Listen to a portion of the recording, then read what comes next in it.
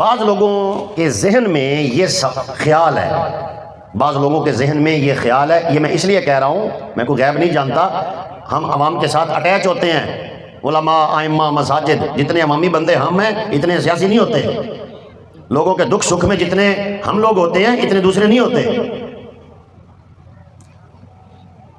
یہ ذہن ہے لوگوں کا، شبرات 4-8 پڑھ لوی 1 سال چھٹی۔ اب تو ماشاءاللہ بہت سارے حاجیوں کا یہ خیال ہے، ایک حج کر لو، عمرہ کر لو، ایک نماز دے بدلے 1,00,000 دا ثواب، مدینے چ ایک نماز دے بدلے 50,000 دا ثواب۔ تے مولوی صاحب آپ لاؤ نا حساب کمپیوٹر نال، یہ کتنیاں بن دیاں؟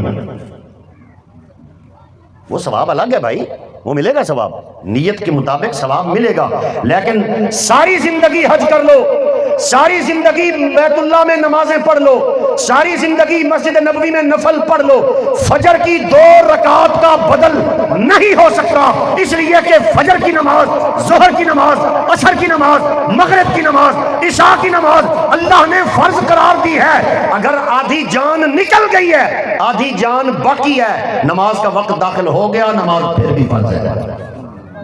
اس تو وڈی گل میں ہن کدوں لے آواں؟